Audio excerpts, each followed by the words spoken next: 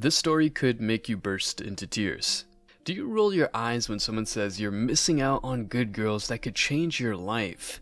I don't blame you because you have very solid reasons to be single. First question, does changing your life mean a change for the better? You can take a guess.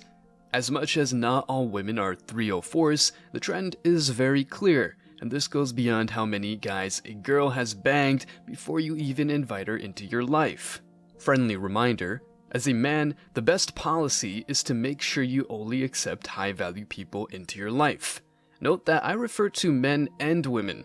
If a male friend is disrespecting you constantly and there is simply no fair exchange of value, you can let him go.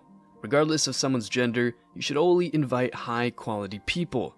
Many people know by heart the self-improvement phrase, "You're the sum of the 5 people you spend time with," yet they ignore it when choosing or cutting off friends and even a partner. Why do I say all this?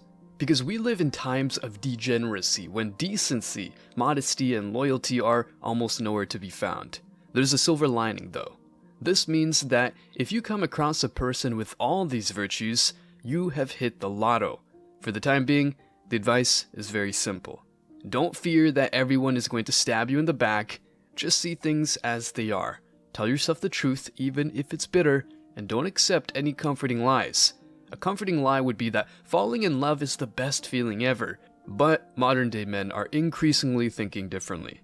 No, girl, go with your sugar-coated narrative somewhere else. I prefer freedom over love. When you let a never-ending honeymoon phase blind you, you are doomed to lose. So men are choosing wisely what to do with their time and resources. And trust me, they're not willing to overspend on expensive dates and engagement rings to later find out she cheated. The other day I bumped into a heartbreaking story that might make you cry. It's a tragedy, but it's a wake-up call that would help men avoid lots of problems. Stick around because I'm sure you're going to love this one and learn something. But before we go deeper, let me share the comment of the day. Shout out to Monkey Luffy. He said, "Man gets dumped, goes gym and becomes savage. Woman gets dumped, body count increases by 10.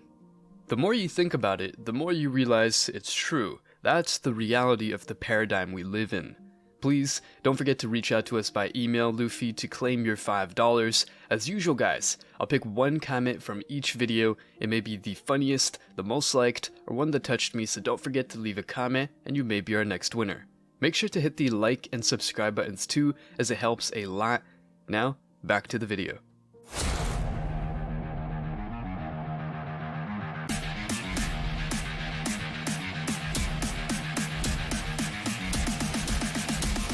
Embrace your masculinity.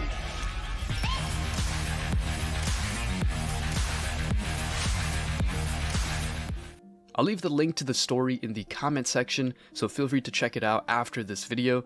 It was written by Steve Edmond on Quora, so shout out to him and let me wish him well. The story goes something like this. The hardest I've ever cried is the day I discovered that my brother took his own life away. 4th of November, 2011. I had spoken with him on the phone. He wanted to hang out, but I had told him I was busy with my 2-year-old daughter and couldn't. Nothing looked particularly wrong. The next day I got a call from my dad at work. He told me to call my brother because he had not been able to reach him. At this point, he was living with my dad and his new wife. So I called my brother and got no reply. I didn't think much of it and figured that he was probably just drunk and asleep. He turned into a drug addict and did any substances that could be smoked or snorted. My brother wasn't a bad person. He was just badly hurt. He got a girl pregnant and insisted on marrying her. First mistake. And by the way, the mistake goes beyond marrying her. More on that in a second. They were married for about 3 years and his son was 2.5 years when things started going really wrong in their relationship. They decided to separate, thus him living with our dad. A couple months after leaving, he checked the mail and received something from his soon-to-be ex, a paternity test. This was weird because my brother never took a paternity test. He opened it and found another man's name who can't be excluded as the father by a 99.999% chance. His son wasn't his. Despite feeling devastated, my brother wanted to retain fatherly duties such as child support, seeing him regularly, etc. However, the mother didn't want that, so she completely removed the kid from my brother's life. He was never quite the same after this, took anything to numb the pain. He went on like this for a couple years until the very day he decided to take his own life away. He felt abandoned and devastated by the loss of his child because it was still his child in his eyes. My dad knew something was wrong, so he called the police to check out the house. He didn't want to walk in on my brother's lifeless body. The cops entered the house and found my brother dead in the garage, carbon monoxide poisoning. He had shot himself in, cranked his car up, drank himself to sleep, and never woke up. My dad called me about 8:30 that night, and when I answered, his voice was shaky and tearful, and he told me Michael was gone. I was in the garage having a cigarette with my wife when I heard. My body gave out, and I slinked from the couch to the garage floor, absolutely howling, unable to move. My wife was trying to pick me up through sobs. I told her to just leave me there. I must have been on the floor for 30 minutes just bawling, mind racing, feeling so much guilt over not being there for him the previous day. I still had to call my mother, who was here in Kuwait, to tell her her baby boy was gone. It was the middle of the night for her, so when she picked up, obviously still half asleep, I told her Michael was gone. She said, "Gone where?" I replied, "Gone, Mom." Frustrated, she again says, "Gone where?" Finally, I just had to say, "Mom, he's dead. He killed himself." She was on the next flight back to South Carolina. We buried him on November 10. I can still see my mother wailing over his lifeless body in his casket. I'd written my brother a letter, telling him how good a man he was, how good of a father, a brother, and a friend. I wrote that I loved him forever and would miss him.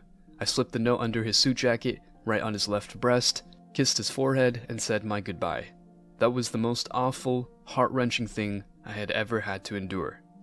My condolences to this man. He even wanted to take care of another man's child, but her wife didn't even give him the opportunity. He even believed that he knocked her up, but the kid wasn't his.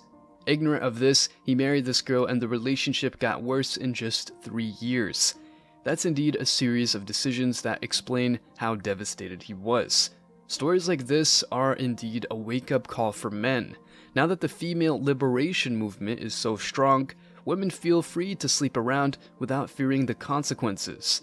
As a result, sincere men that really want to marry a beautiful, loyal woman have a hard time finding anyone that lives up to that. Imagine for a moment that you marry a girl, and a few years down the road, you realize your child isn't yours. A few months ago, I watched a Colombian telenovela where a female character was a real manipulator. When his husband found out she was cheating on him, he wanted to divorce her, so she threatened him by saying that his kid wasn't his. Indeed, she cheated on him after an argument they had had before even marrying. She acted like a good wife when things went well, but when they had any differences, she would pull out her phone to call another dude. Yes, some women just need to pull out their phones to get some quick action, and any man that has been waiting for his turn will quickly fulfill their common, lustful desires. Stories like this prove why men prefer singlehood over modest, non-manipulative women with pure hearts. The rise of the password bros community is a byproduct of the decay of modern women who not only want to sleep around, but also want men to live up to almost unattainable standards. I know this video might have been a bit sad, but I want you guys to keep your eyes opened and avoid bad decisions that could break your heart and ruin your life. Stay strong, guys. As always, I wish you tremendous success. Now it's your turn. What do you think? Do you know any similar stories? Has this story reaffirmed your MGTOW beliefs, or rather woken you up? Let me know your thoughts in the comment section below. Remember that if you leave the best comment, you will get $5. Thank you so much for watching, guys. If you found value in this video, hit the like and subscribe buttons, ring the notification bell so you don't miss out on future uploads, drop a comment, and share it. See you in the next video, guys. Till next time.